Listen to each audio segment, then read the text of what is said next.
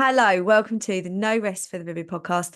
My name is Claire Hill. I'm a self-belief and business coach, founder of the Vivid Business Club, and your host. Before I have talk to my wonderful guest today, please go and check if you have subscribed or followed. If you're watching this on YouTube, have you subscribed to the channel? If you are listening, wherever you listen to your podcasts, have you followed and subscribed? It's like giving me a high five. If you want to give me a hug to tell me how much you love this podcast, a little review. I mean, on Apple Podcasts, you can actually write words. Spotify, just give me 5 stars, feel generous. I always love all of the feedback. And me and Hannah, who edits the podcast, my assistant, we track this a lot and we get very excited. So there's my little asks for all of this valuable content that is going to come your way from lovely Kirsty. Kirsty, would you like to tell everyone about you, what you do, and all of that jazz? Welcome. Yeah, thank you. Thanks for having me. So, hi everyone, my name's Kirsty, and I'm the founder of Natural Rays, which is a wellbeing consultancy that specifically focuses on menstrual and hormone health. So, I work with individuals and employers to help those that menstruate, have periods, go through menopause, all of that stuff, so that we can actually understand our hormonal cycles and how we can actually put sustainable lifestyle strategies into place to feel our best selves and to actually be able to live the life that we've worked so hard to create to the fullest. I love this. I love, like, when I was introduced to you by Ro, I'm in her membership, and so are some of the members in my membership in her membership, and all about hormone health. And she spoke about you when she was on the podcast. And so then I started following you.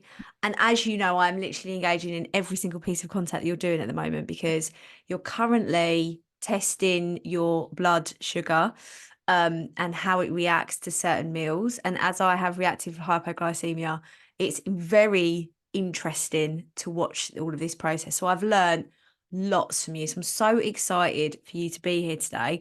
Tell me the business love story. Where did it all begin? Yeah, so it's probably not going to sound like much of a love story, actually, but it got to a love story in the end. So, the reason I am so passionate about hormone health and helping other women who are also struggling with hormonal symptoms that they don't seem to be getting much support through, with their doctor, was through my own hormone struggles. So, sort of back 10 years ago in my late 20s, I was struggling with brain fog, fatigue, low mood, low sexual desire, and I had adult acne. Like, I'd never had acne in my teenage years. I thought I'd got away with it. And then all of a sudden in my late 20s, just started developing it on my face, my back, and my chest. And, anybody that struggled with any sort of skin condition, it just absolutely wrecks your confidence. And I was living in Australia at the time, and I just didn't want to be outside, going to the beach without a full face of makeup on. And nobody wants that when they're sweating and it's hot. Yeah. So I went on a bit of a journey myself. And after years of being undiagnosed and receiving normal test results with my doctor, I actually worked with a functional medicine practitioner who said, well, actually, you've got hypothyroidism, your thyroid is sluggish. And it just all made so much sense to me. All of those symptoms, I was like, okay, this makes sense. And now I understand that the way that I'm living my life, working in a very fast-paced corporate environment, the way I was managing my stress was through going to CrossFit 6 times a week. I was living a very stressful life, and my thyroid wasn't enjoying it. And that was its way to sort of show me what was going on. So I went through that journey, went on a bit of a hormone healing journey myself, and then got to the other end of it. And obviously, because it was a skin condition, people could see the transformation, and it happened over a period of a few months. So lots of girls at the gym were like, what have you done? Your skin is completely different. And I just started talking about it. And then I was like, I could talk about this all day, every day. And I get so passionate about it, but I didn't know what to do with it. I was like, where do I go? What could I even do with this passion? So I completely retrained as a functional medicine health coach, because the functional medicine sort of model like helped me so much in my healing. It really like empowered me with strategies to help myself. So I thought that's what I want to do. I want to be able to help other people. And that's where it was born. So it started off just coaching people one-to-one. And then it has grown into a membership so that it can be more accessible. Like, as you know, as Ro knows, with memberships, that's where the magic is. We get to help and empower more women. And then, realizing that, employers need this information. There are so many people struggling in the working environment that need support with this as well. So then it's kind of evolved into more of a wellbeing consultancy. I love that. And I love that you've learned something so powerful and just getting that message out there to more people. What, for those listeners that don't know, what is functional medicine? Is it different from just going to your GP? Yeah, it is. It's different in that it looks at the whole person. It's a holistic approach to you as a person, and it's trying to get to the root cause of whatever symptom you are struggling with. So in an ideal world, these two systems would work together. So we'd have our conventional medical system and we'd have a functional medicine system that would work together, because we need both. It's just that our conventional medical system isn't set up to be able to help you as a complex individual within the sort of like 7 to 10 minutes that you're allotted to actually speak with your doctor. So that's what I was really blown away with when I was working with a functional medicine practitioner. Was like, there was a detailed questionnaire about my health from the moment I was born to like the current moment. Like, how was I born? Was I breastfed? And I was like, why does all of this matter? And then that's what like I learned was like, everything matters and everything is interconnected. Whereas our conventional medical system, it's amazing. It was only ever designed for like acute issues. If I break my arm, of course I want to go down that route, but it looks at everything as individual pieces. So it'd be like, okay, you've got something going on in your ovaries, you'll go to see an endocrinologist. Everyone's very much like, I'm a doctor of the brain or I'm a doctor of the eyes. It doesn't consider how everything in the body is interconnected. And that's what I love helping people with, is helping them, one, realize that they are more powerful in their healing than they realize, because I think we hand over a lot of our power in the way that our system is set up. And that, a lot of women that I work with, they might come to me with like bloating, but then they've also got joint pain and headaches. And we see them as separate things, not realizing that actually some of the strategies that we put into place are going to help all of those things, because it could be something in the gut, but the gut is connected to the hormones. It's like everything is working together. So that's why I love functional medicine, because it is that whole person holistic approach, and it's helping you to actually understand why it's happening. Like, I'm such a why person. I'm like, tell me the reason why this is happening for me, and I will buy in to the strategy that you're going to suggest that's going to help. I think often, and this is definitely my experience of going to the doctor and just being told, well, you've got acne, why don't we change your hormonal birth control? Like, I didn't know why. I didn't know how that was going to help. And I didn't really feel particularly empowered. So yeah, that's the difference in a nutshell. And I love the thing with you presenting with adult acne to your GP is that they're looking, like you say, it's just your skin, but also the implications of how that can impact the rest of your health, because it will affect your mood and your confidence. So you might be more likely to not eat as healthily. You might want to drink more alcohol because you're lacking in confidence.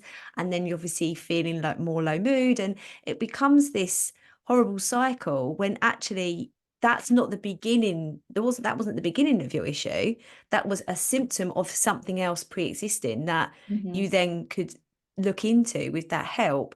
And I think there's so many things, and when you've said about hormones, and I've seen some of the the work that you've spoken about inside your membership with people that you work with who thought they were experiencing perimenopause, but actually they weren't, and they had to rejig a few things. There was somebody you spoke about, I think it was in your stories the other day, and I was like, Mm, that's it. Because in my own sense, I was suffering from really terrible periods a couple of years ago, to the point where it could have been like symptoms of cervical cancer. And I was really mm, worried because of the pattern, the pain, but where the pain was, all of it. So I was obviously petrified, went to the doctors. Um, they said to me, because I chose to come away from hormone contraceptions quite a while ago because it was really affecting me. I was just crying all the time. mm, So I came away from that. And then when I went to the doctor, they were like, well, we can give you back, like we can put you on contraception again so that it sorts it out. And I was like, well, I think there's something more serious here. So I went for all of the scans, and thankfully everything was good, but I was still in a great amount of pain.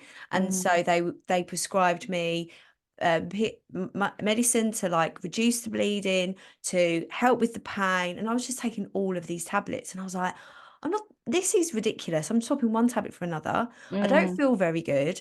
I need to sort something out. And I don't think, I wasn't really looking after myself. This was about, yeah, 2.5 years ago. I wasn't looking after myself very well.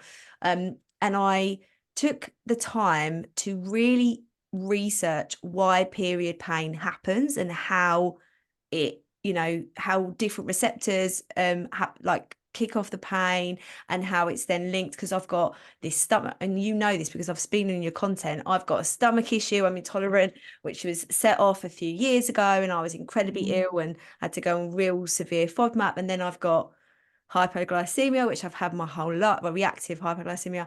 There's all of these things. And I was like, I don't want another thing. I'm mm. just really want to be healthy. So I did all this research and put myself on, like, making sure I ate certain foods, went on supplements up to my magnesium levels.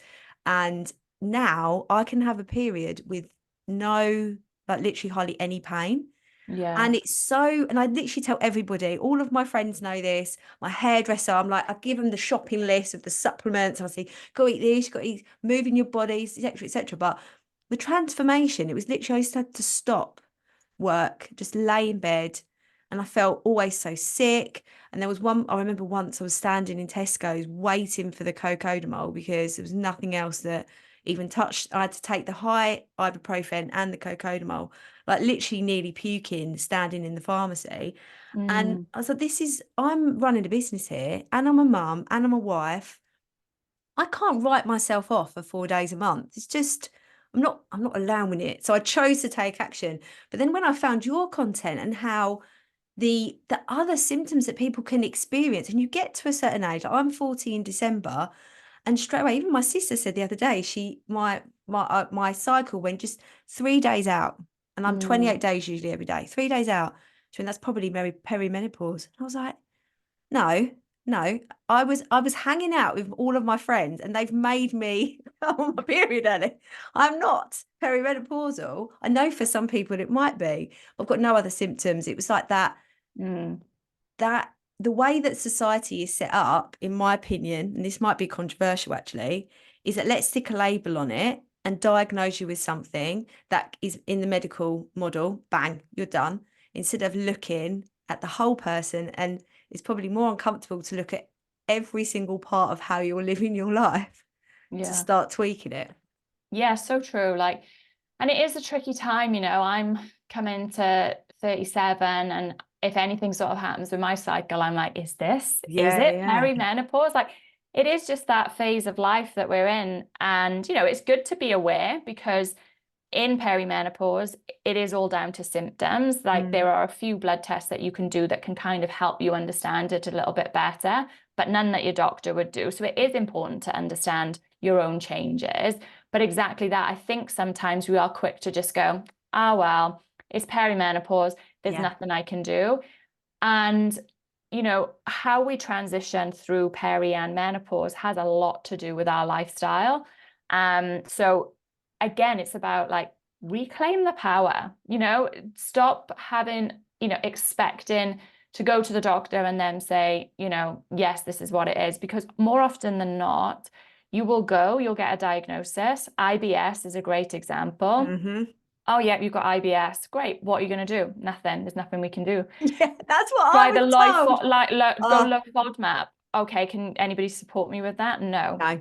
So even having a diagnosis in more cases than not actually isn't helpful unless you are going to go out and do your own research or, seek Mm-hmm. alternative support for somebody that can help you through those types of things.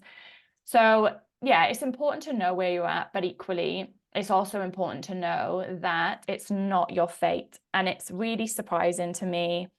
And this is again why I'm so passionate about what I do, the amount of conversations that I have with women who are like, do you think I can do anything to change this? And I'm like, you're probably the only person that can change this, Yeah, really. So we are more powerful in our own healing than one we've been led to believe and one that we sort of believe ourselves.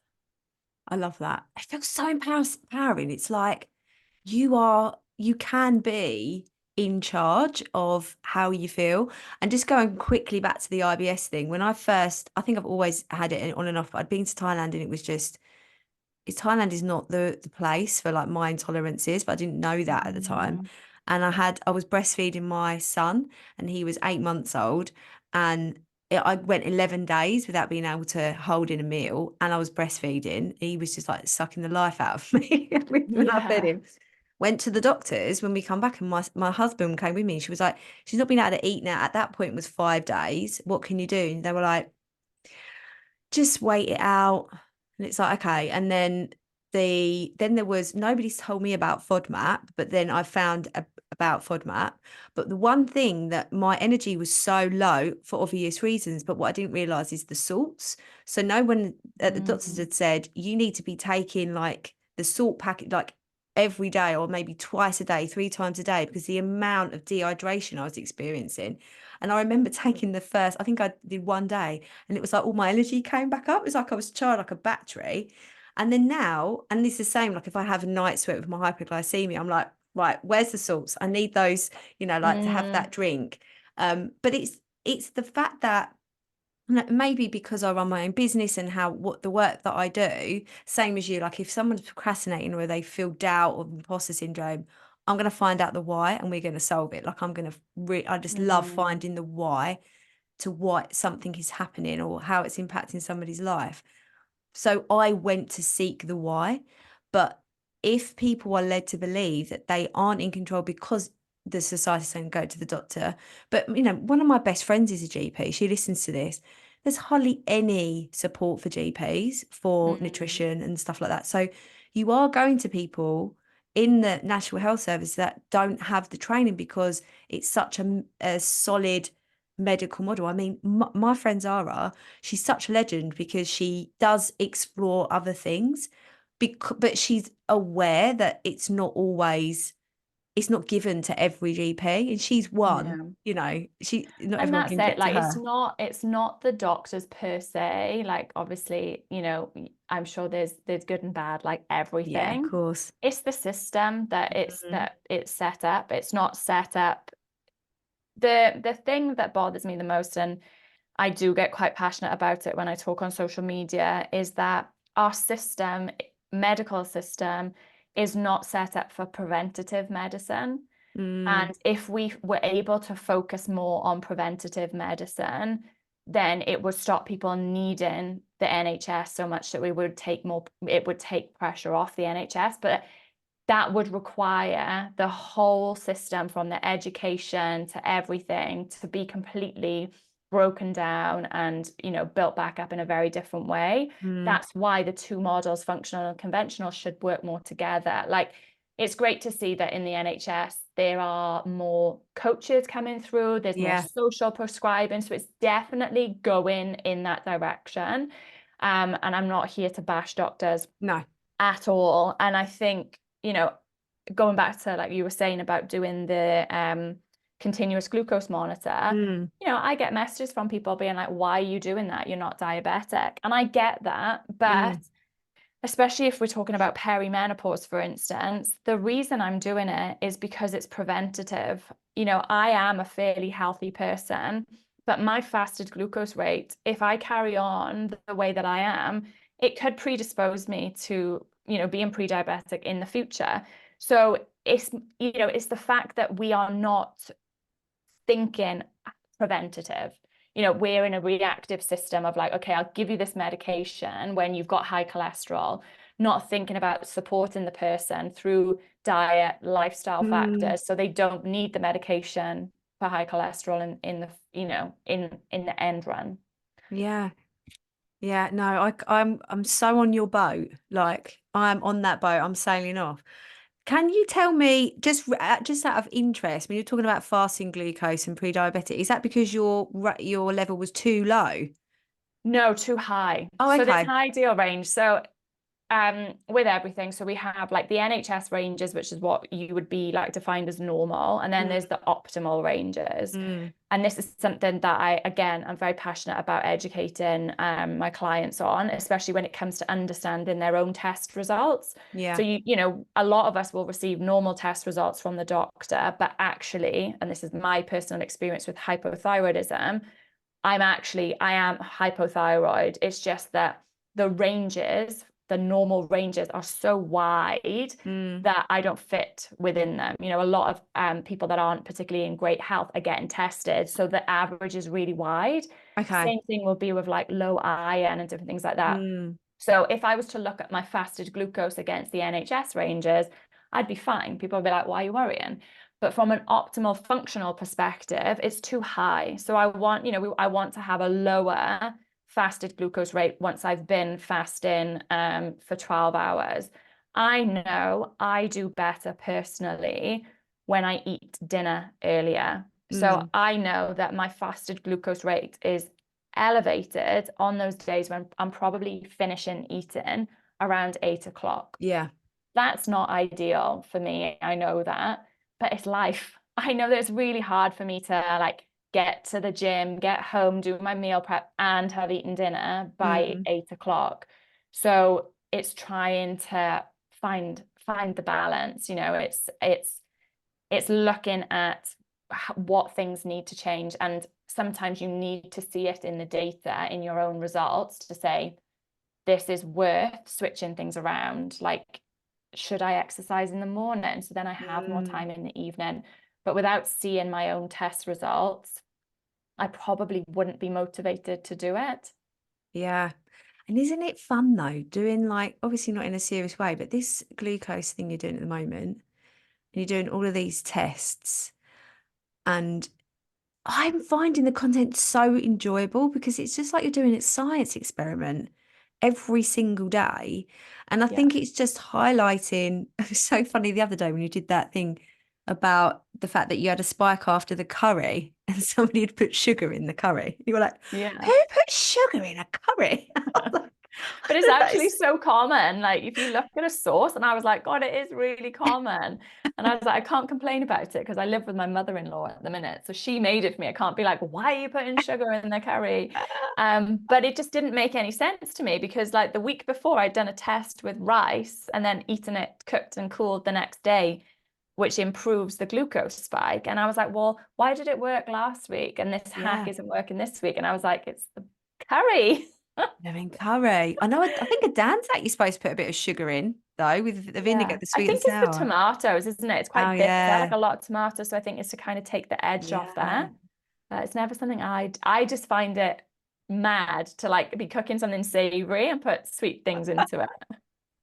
I like. Well, I am actually like my favorite flavor combination is salt and sweet. So I would Mm. have something, and when I really love melon with a bit of salt and spicy sauce on it. Oh, nice. No, I can get Yeah. behind that. Also, one of my favorite on the sweet and salty sort of thing is dates and tahini. Oh, I'm on Delicious. that boat as well as or peanut butter. Yeah. Another step, wrapping them in bacon. Yeah, nice. Oh God, I'm really hungry. This is like it's 3:15. I'm already thinking Yeah. about my dinner. What I really love as well, when you said about the other day, you're talking about potatoes and how you love potatoes so much, and you're like, you have potatoes for breakfast. I was like, what? Why am I not having potatoes every day for breakfast? Or like I Oh feel my like God, the sometimes there's best. this bad rap with, and again, I'm a bit different because of my reactive like hyperglycemia. I have to be like too many carbs, and it's just really, really Mm. annoying. But I feel like you give it's like you give permission to enjoy your food. I feel like I'm loving what you bring to the table with your ideas for food on your content, but how I'm like, I can eat that and I know there's not going to be like an issue because of it. You know, there's sometimes, though, I've really found it interesting. I'm going off on this is what I do, Kirsty. Sorry, I'm going all tangents It's all because right. We'll get there. you were talking about you did that Biscoff porridge and how it didn't give you a spike, but then Yeah. everybody had really bad headaches. Honestly, we were awful. Because we're all living together at the minute. Because I'm building my own house. I'll hopefully have my own space like in August. But Amazing. that's the deal. Like me and my partner cook for my mother-in-law because we're living with her, and I love that because I love to make food. So does he. I love to be in control of the food as well. Yeah.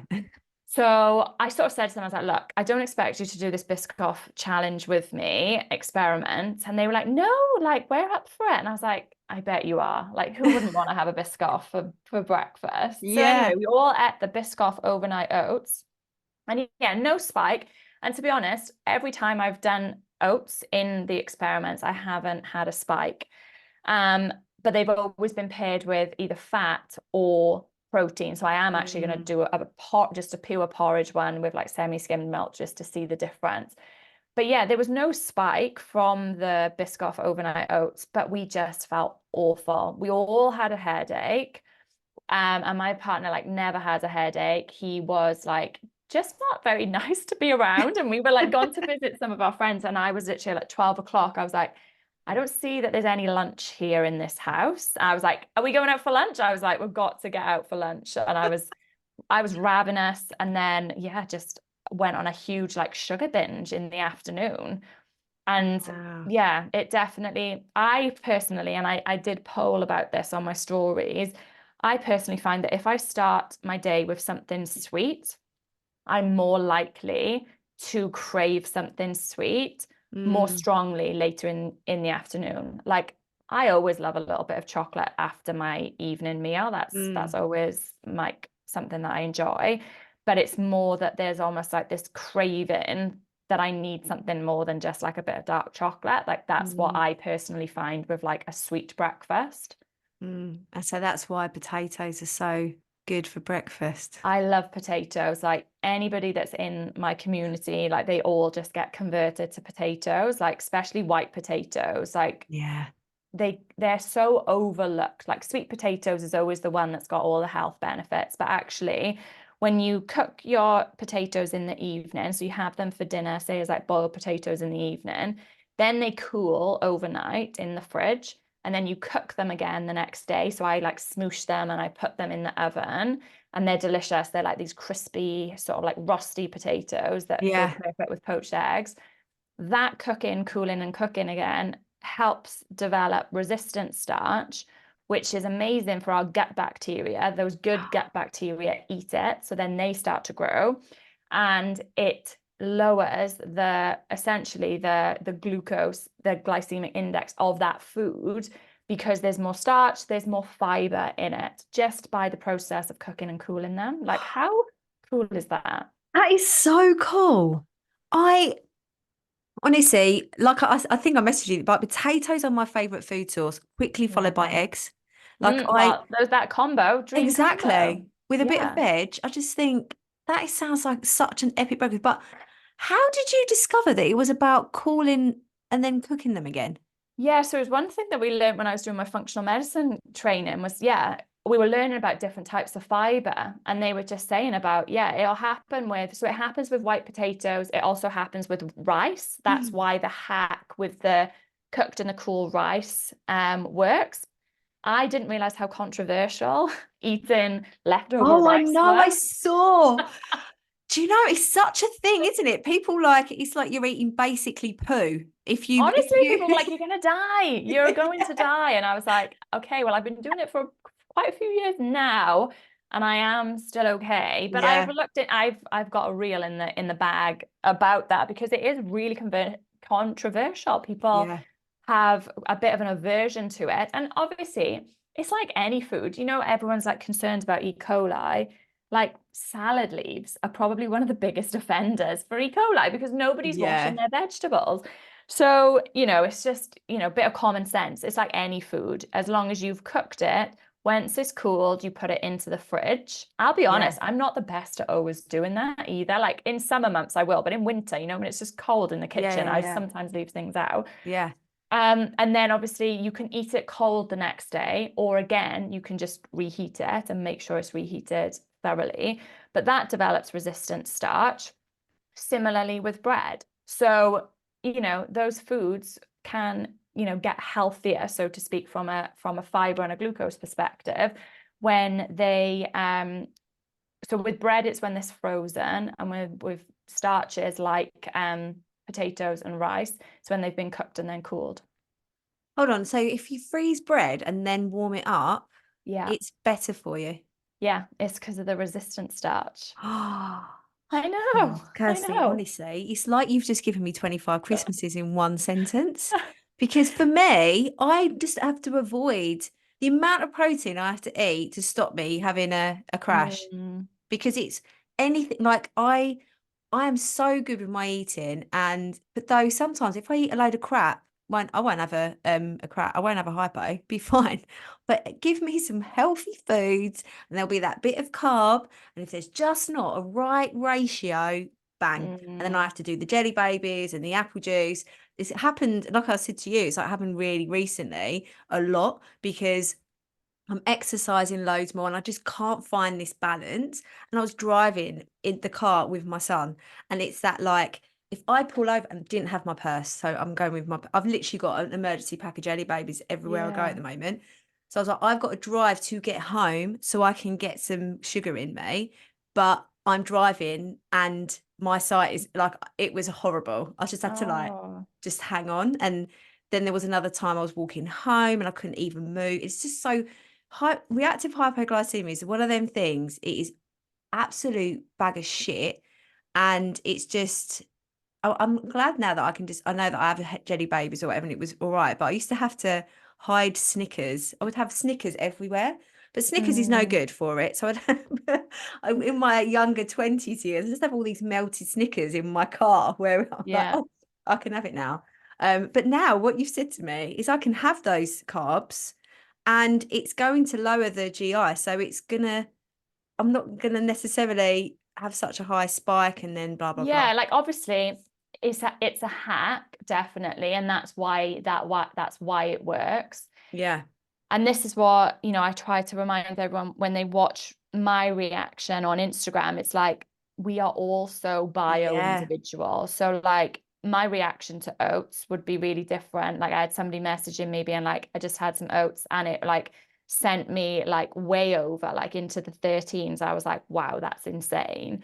So Mm. we all have different things going on, which is going to impact us differently. So, for instance, the hack could really be helpful for me, but maybe it would only take a small edge off for you. So this Yeah. is why it's like encouraging everyone to be open to like experimenting on themselves. Like, okay, yeah, Mm. so I did the hack on myself. How did it make me feel? And Mm. like offline, we were talking about, other things that you can do. So, you can take a little shot of apple cider vinegar in your water. That can be really helpful. Just be careful of the enamel on your teeth, like maybe just drink it through a straw. But Mm. like one of my favorite ones is if you can go for a walk within 70 minutes of eating your meal or a snack that you think was like particularly carb heavy, that's really good because the body is using Mm. the glucose. It's actually, your muscles are using it.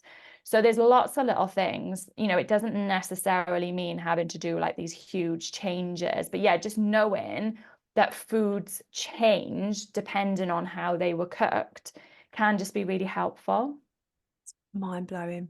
I'm So literally gonna cook some potatoes tonight. yeah, get on the potatoes. I'd Yeah. love, I love them. But just the calling and oh, I just love it.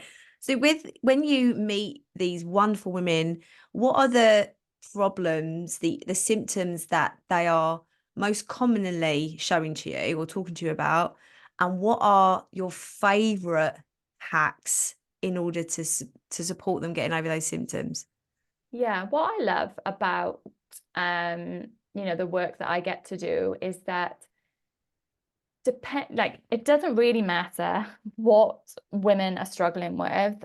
The place that I would start is always the same, really. And the reason for that is just the way that our hormones work.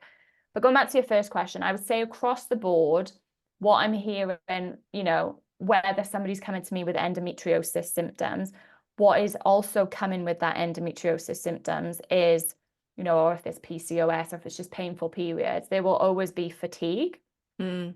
There will always be an element of brain fog or just feeling a bit like, just not feeling particularly vibrant. Low mood, I would say, as well. And some sort of element of pain. So that could be pain from bloating, that could be headaches, that could be actual period pain, joint pain. So that would probably be the common theme that kind of goes through most women that I work with, regardless of what they're coming to me for.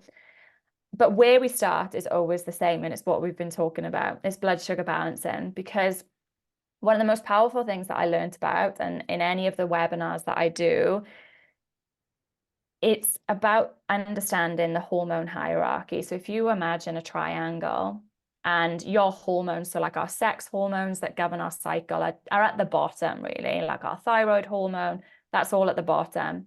What is at the top of the hierarchy, so the triangle, which is most influential, we've got oxytocin at the top, which is your cuddle hormone, that hormone that would have flooded your body after you delivered your babies into the world. It's that hormone that when we connect socially with people, it releases. So that's the most influential hormone. That's at the top. Mm. But then sitting underneath that hormone, you've got our life and death hormones, and that is cortisol, our stress hormone, and then insulin, which regulates our blood sugar. So everything we've been talking about so far. So if we are not addressing cortisol and insulin, there is like no way that there's going to be any positive impact on our hormones down the track. So for me, with my thyroid, for instance, the thyroid is really sort of sensitive to stress. So I needed to take a hard look at where I was causing stress to myself. It was my high-paced job. It was the way that I was exercising. It was also the fact that I was intentionally doing intermittent fasting, and I was living my life thinking that carbs were the devil. And so I was like low carb fasting. That was again putting loads of stress on my body. So I was in an elevated cortisol state. And then my blood sugar was dysregulated, because cortisol and insulin are like best friends. Whatever the one's doing, the other one's going to do it as well. So we need to start there. So that is why anyone that I work with, they're like, do you think blood sugar balancing is a good strategy for me? I'm like, it's a good strategy for everyone, whether you're a man or a woman. It is a good strategy for everyone. And stress management comes into that as well. And I think for a lot of women, I don't know if you notice this in the work that you do, but at the moment, it's like women are overwhelmed. There is like so much that we are expected to do.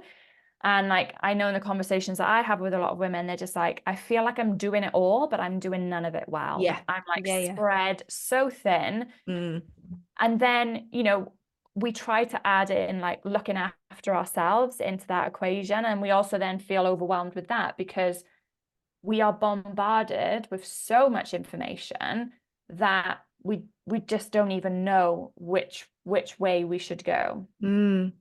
Yeah. I had this thing the other day, because someone was talking about not having their these memes that say, don't worry, you don't have to have your shit together, nobody has. And I thought, well, actually I do have my shit together, but it's because I define what shit together means for me.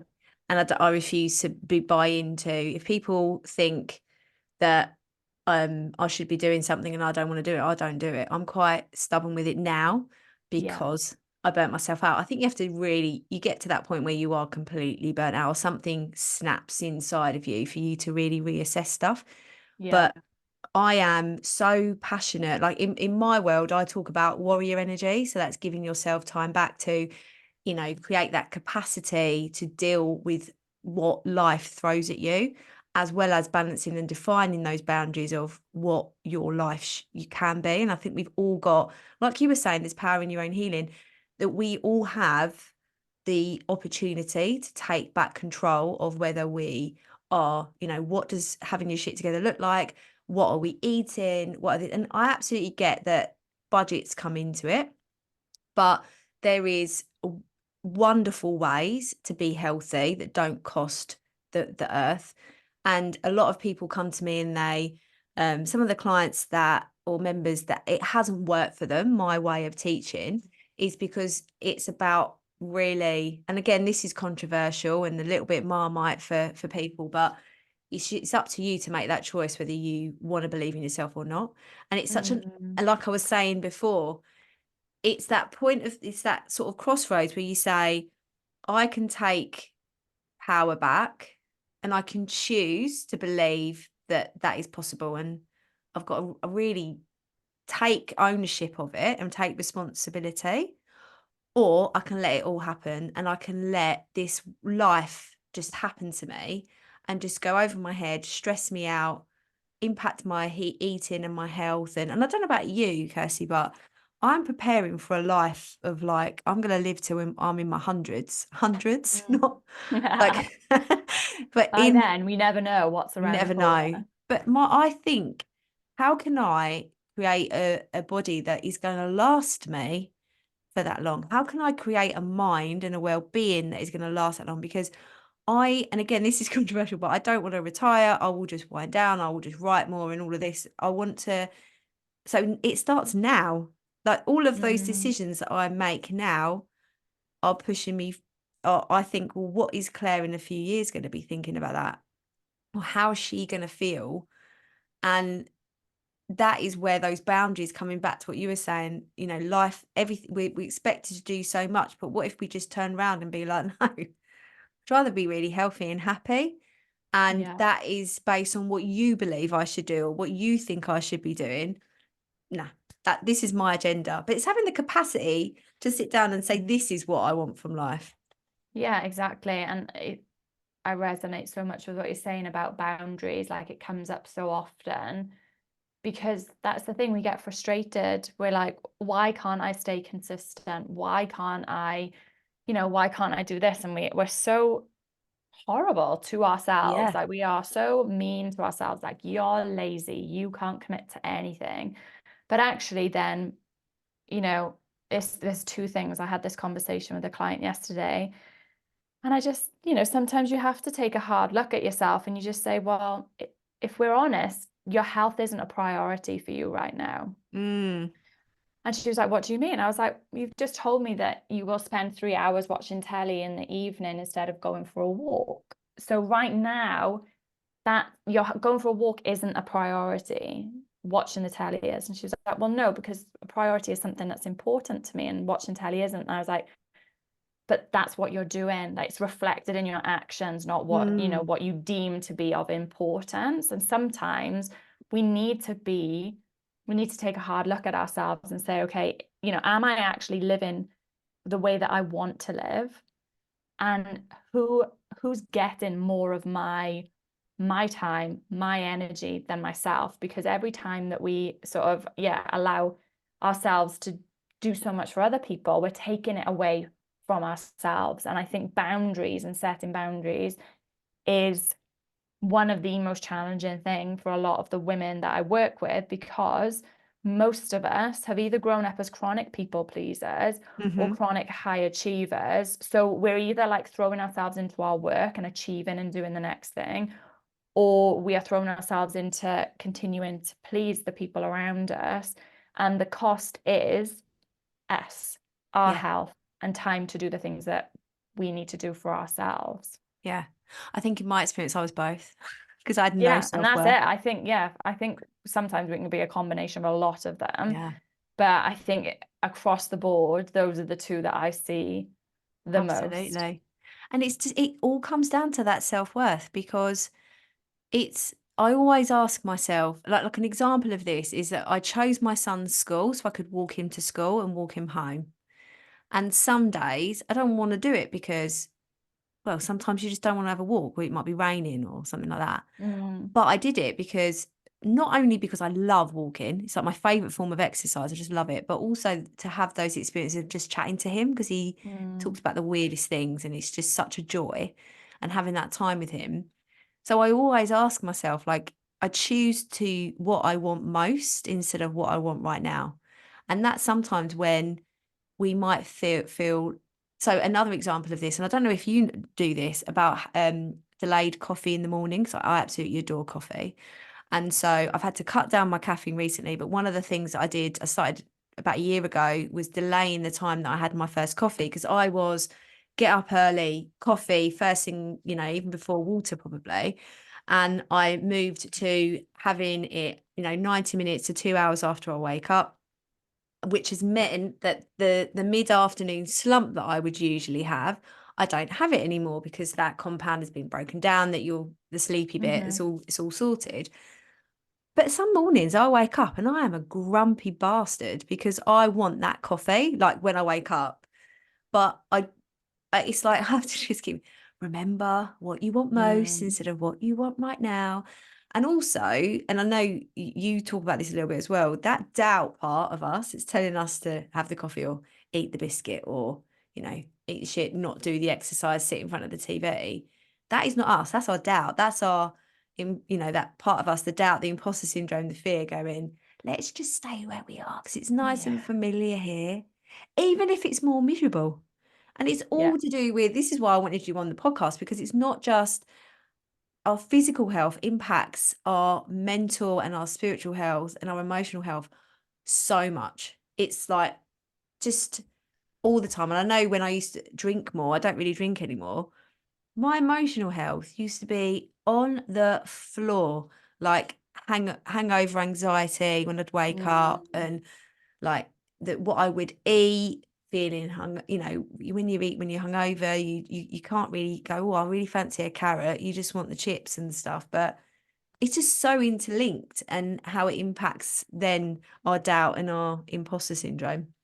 yeah, definitely. I love what you said there, like reminding yourself of what you want most, as opposed to like, those strong cravings that we Yeah. have in the moment. And that's, it's definitely something I'm going to remind myself of. And like the work that I do with my clients, it's like, that's why, before, everyone wants to get into the strategies, like, give me the strategy, tell me what to do. And I'm like, okay, before we get to that step, you need to connect into the reason why this is important to you. Like, what is your vision for the next few years? Like, what is future you doing? Mm. Because when times get tough and when you don't want to do this strategy anymore, that's what's going to keep you going. And that's exactly like what you've said there. It's like, what do I want the most? Like, if somebody is wanting to like feel lighter and brighter in themselves, like mentally and maybe physically in their body, that craving in the moment is going to satisfy the emotional craving in the moment, but it's not going to get them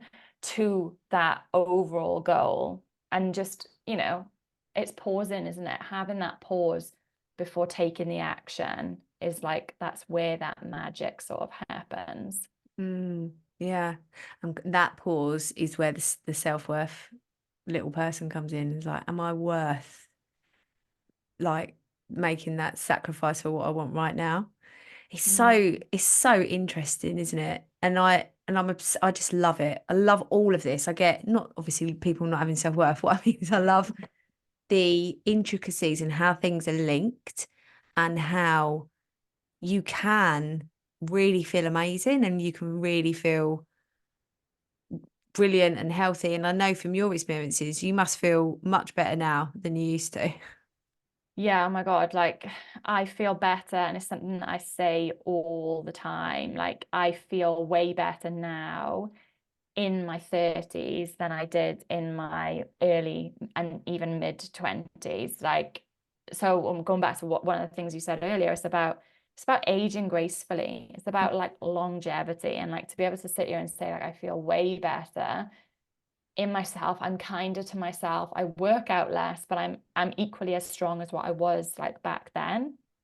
And yeah, I think it goes back to what you were saying. It's like just being confident in yourself and being like, I don't need to do that, because it's not my definition of success. It's not my definition of health. And again, going back to like, I think this was the theme that's come through in terms of like reclaiming your power and being like, Yeah. that might be true for you, but it's not true for me, and that's okay. And I work like the way that I've set up how I support women now is that I empower them with the information so they get to make the decision for themselves. How I want to eat day in, day out is not going to be the same for everyone else, but you get the choice to make that for yourself based on your unique values, your unique situation. And yeah, I think just being confident to say, I accept you and the things that you do, but this is how I want to live my life. And it makes me feel good. Yeah, I love that. Oh, that's so lush. I love this. I ask everybody that comes on the podcast, what do you know now that you wish you knew 10 years ago? Yeah, okay. I was thinking about this when you sent the question through, and it comes back to like what we said, how nicely that we've just had a segue into it. And it really is about like I get to define what success means to me. And I think the biggest learning curve for me was, leaving a well-paid corporate job to set up a business. And a lot of people were like, what are you doing? Like, it's a big risk. And, again, it's like, it's fine that you wouldn't make the same choices as me, but like, don't try and change my mind because it's not what you want to do. Mm, Um, you know, I and I wish I'd have known sooner that like living with consideration and understanding of my hormones is key to having more energy and actually managing my stress. I think I was just living so far out of alignment with my hormones and what they needed. And I was literally just like bashing my head. I was like clashing with myself on a daily basis. And I think when I started my journey, I thought, God, this is hard. This is going to be really mm, hard. Like I've got to change so much. yeah. But actually, when I look back, I'm like the most empowering changes that I made were the most simple ones. And they're the ones that just like soon enough, they just feel like second nature. So again, I think it comes back to that. It's like my definition of health, my definition of success is mine, and I get to live by that. And we don't have to please everyone around us. Yeah. It's that ultimate freedom. Yeah. Yeah, it's amazing. Where can everyone find you, Kirsty? And can they get into your membership? How can Yes, people you give you money? can. So you'll find me on Instagram mainly, as you've been saying. I'm doing loads of experiments at the It's so minute. cool. And I'm natural rays. So it's natural_rays_hormone harmony. But if you just put natural rays hormone harmony, you'll find me in there. And the membership is open for enrollment until the end of June, and then we will be on a wait list. And we've got over 30 amazing women in there. And the membership is called Hormone Harmony Collective. So it's a really empowering space with lots of support and information for you to have the foundations that you need around your hormone health so you can put simple strategies into place to start getting rid of some of those annoying symptoms. So it's a super flexible membership as well, because that's the reason that I got into this, was like I had to pay a lot of money to work with different practitioners to get me to where I am now. Mm. And I was like, I want this to be accessible to as many women as possible. So it's a £37 a month membership, and you can pause and cancel at any time, because that's important. Life gets busy and our priorities change. So that's where I'm at, and that's where I support most of the women that I work with at the moment. I know there's so many people that I'm worried that this is not going out till after the June. They just have to Oh, join after. But the yeah, I just know so, and even members in my membership, how much they would benefit from your guidance and your knowledge. I think it's amazing. Thank you so much, Kirsty. Time for our Thank you. fake goodbye before Yeah. we stop recording. Thank you so much, lovely.